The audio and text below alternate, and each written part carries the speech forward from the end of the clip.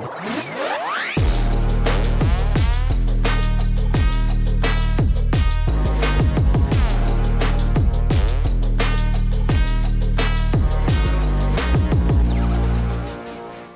back. My next guest is author Louise Berridge. Louise began her career in television as a scriptreader and worked her way up the ladder to become executive producer of the BBC soap Eastenders. She eventually left the soap to become an established author. Her latest book, In the Name of the King, is the second in the series of historic novels set in 17th century France. I met up with Louise in Abergavenny to talk about her inspiration and the research behind the book. Well, Louise Berridge, welcome to the show. Thank you for having me. Now, Louise, your latest book, In the Name of the King, just tell us a bit about the inspiration behind the book to begin with. This particular one is actually the second in a series. It's the Chevalier series, which began with Honour and the Sword. And the inspiration behind the whole series is quite a simple idea of one man brought up with a rigid code of honour in 17th century France, but for whom circumstances have taught him humanity as well, and how does he cope with the two. In the Name of the King picks up directly where Honour and the Sword leaves off. It's actually, I think, less than an hour between the two. But it is really a standalone book. That's where I take that hero, that curious sort of hybrid that we've created and seen in an isolated world, and stick him right into the middle of the Three Musketeers Paris. It's full of intrigue and danger, political conspiracy. The 30 Years' War is going on. It's about the most dangerous conceivable environment to put in somebody who would anyway have to draw his sword to defend his honour. But this time we have a hero who would have to draw it to defend a serving girl.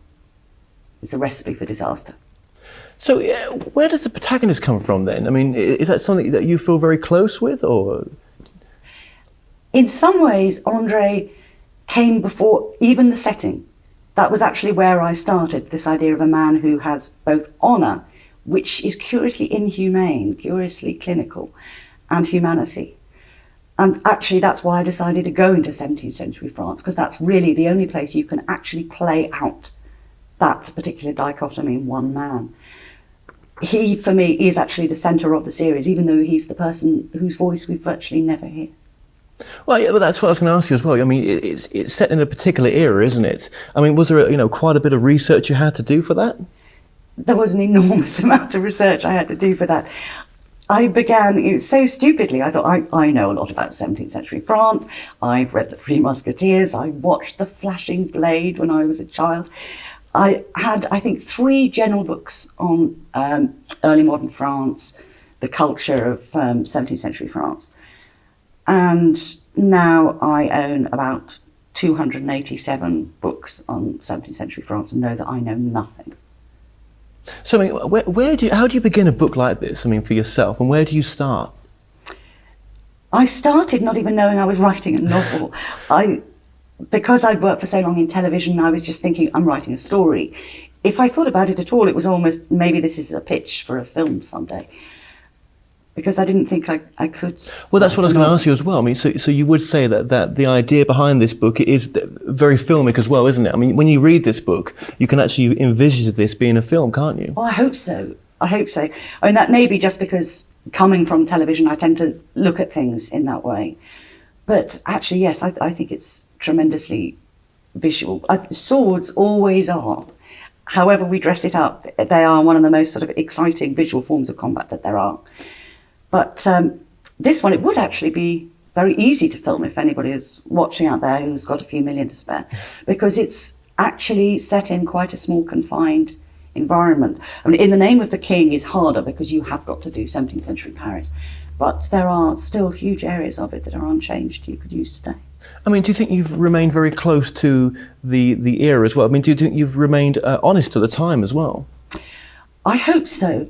The most important thing, I mean, it's quite easy to stay close to the details of where were the buildings, what is the geography, who was in power at that time. But more important to me is what was the mindset? How did people actually think?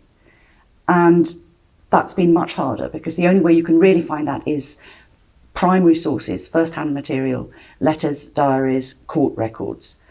And that has been, in some ways, the most difficult and most disconcerting thing. In the Name of the King, there is a sequence of torture. And for that, I actually had to look at transcripts, what happened during judicial torture. And I used a bit of it, actually. I used a line from the transcript in the book, because what to me was so horrifying was not let's have all the details of how this is done and what particular agony is.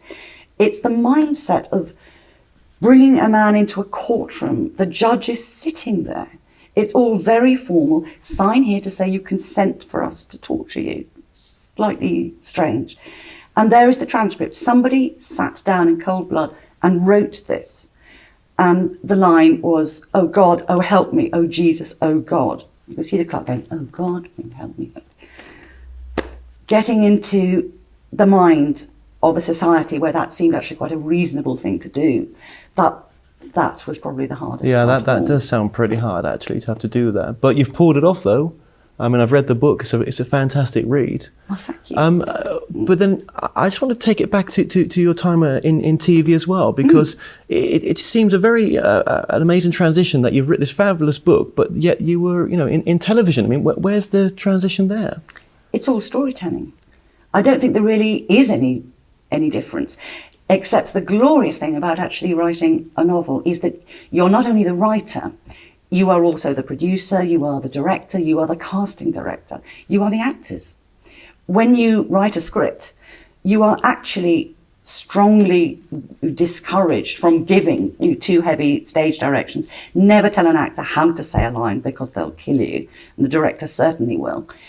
But here, in a way, it's harder because you have to do all those jobs yourself, but it's so much more satisfying. Well, I bet it is, because I mean, obviously with your experience in TV, it must have been difficult sometimes where things go wrong, don't they? And to try to get it all together, where writing a book like this, you're in control. You're the producer, you're the director, you're everything, aren't you?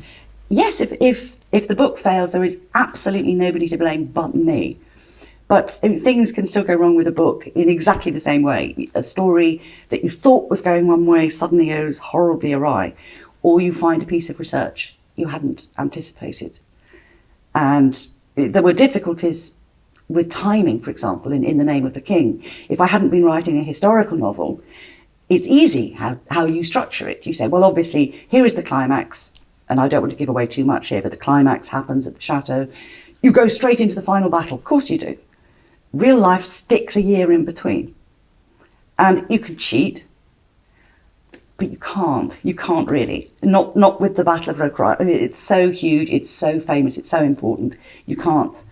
You have to actually use that time to develop the story in another way. And that was one of the hardest parts about the writing. Absolutely. And I mean, what advice would you give to aspiring writers?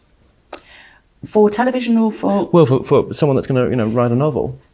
I would think the first piece of advice to give them is actually to write it. I come across so many people who say, oh, I've always wanted to write a novel. Do it. Just write it. If I can, anybody can. Because, as I say, I didn't even know that that's what I was doing. I just sat down and started typing. I know, it's good. I mean, you must think to yourself sometimes that, wow, this journey that I'm on now, I never, slightly envisaged any of this, and yet here you are. No, you're right. It's strange, because it's often only when you look back that you see all the different bits of your life and how they led to where you are. And you realise, actually, I couldn't have done without any one of them. The period of being a school teacher, that was incredibly helpful, particularly when it came to writing the younger boys in Honour and the Sword, because I had taught boys for so long. But also it taught you to try and articulate and to entertain, even when you're imparting quite heavy, serious fact. In television, I learned, obviously, about storytelling. But also, one of the things, when I was a producer, that I think I learned most from was being in the cutting room. When you learn how you can change the structure, that image next to that image.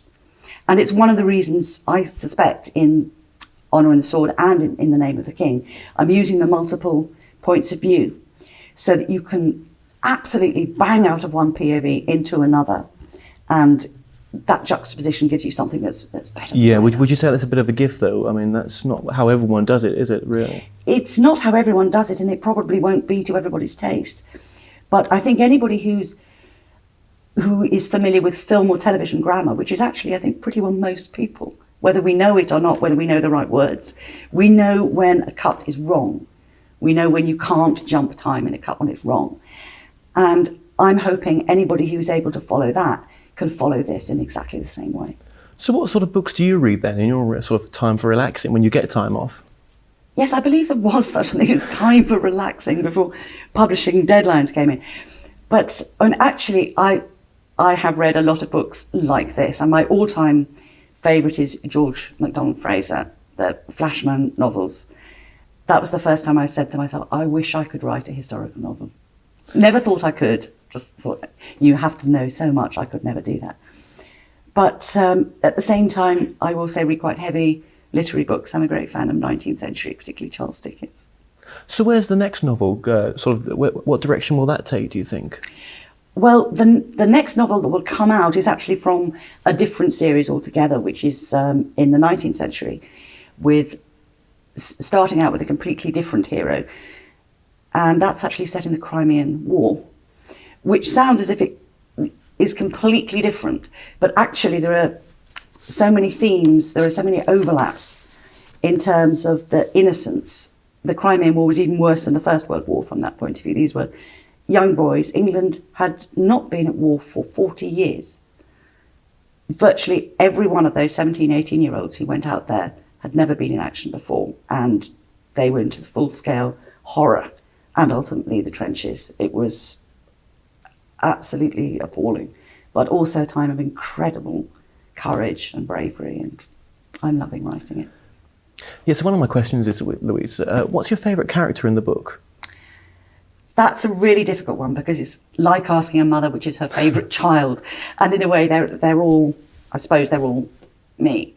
But I think I have a really soft spot actually for Stefan. I know that I have huge pleasure in writing him. My husband says he can always tell when I'm writing Stefan because I hit the keyboard harder, because it sort of makes me feel like him. And I must say, you must be very proud to be a Penguin author as well. I mean, it must be a huge achievement. I'm just thrilled by that. You know, from a child, Penguin books, even I used to have Puffin Post and all those things. If I'd had to choose a publisher, Penguin was always my dream. And Louise, where can you get the book from? From all good bookstores. Well, Louise, thank you so much for joining us today. Thank you.